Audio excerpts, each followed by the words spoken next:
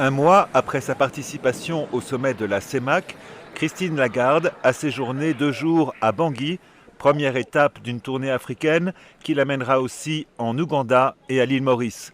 C'est la première fois qu'un directeur général du FMI se rend en Centrafrique. Je suis très heureuse de commencer l'année 2017 en République de Centrafrique avec vraiment pour mission de bien écouter, de bien comprendre pour pouvoir mieux aider à l'effort de paix, de redressement, de croissance économique et évidemment de réconciliation parce que tout cela est intimement lié et le FMI a été, est et sera un partenaire des autorités de la République centrafricaine pour opérer ce chemin de réconciliation, de paix et de restauration des conditions de la croissance.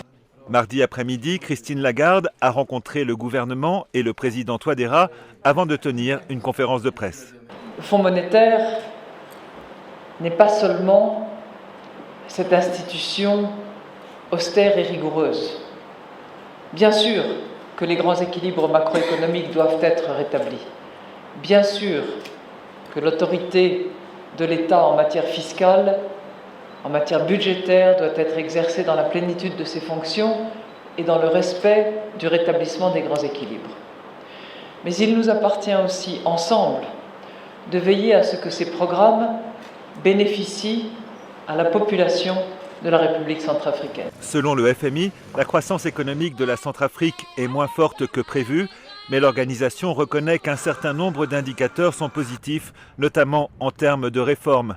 Mercredi, Christine Lagarde s'est exprimée devant les députés à l'Assemblée nationale. Le Fonds monétaire international s'est résolument engagé à fournir des ressources, à prodiguer des conseils et à collaborer avec les pays fragiles pour qu'ils développent leur capacité à résoudre leurs propres problèmes.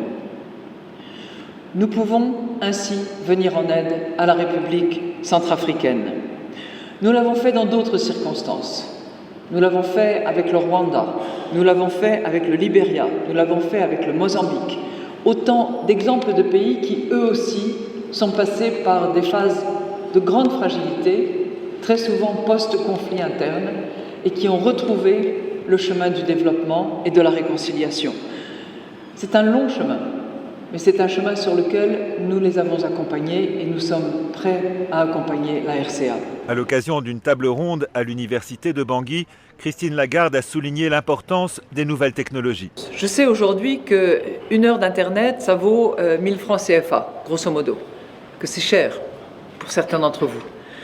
Je suis convaincue que si le plan du président de la République réussit, c'est-à-dire que si la sécurité est ramenée, si les investisseurs se disent à nouveau que oui, on peut faire passer de la fibre optique au-delà de la frontière, oui, on peut assurer la pénétration des nouvelles technologies dans l'ensemble du pays, et notamment à Bangui, et notamment au service des étudiants, des professeurs et des chercheurs, alors cet outil-là sera un accélérateur de développement. Avant de s'envoler pour l'Ouganda, Christine Lagarde a également rendu visite à une ONG en charge d'orphelins et a déjeuné avec des représentantes de groupements des femmes.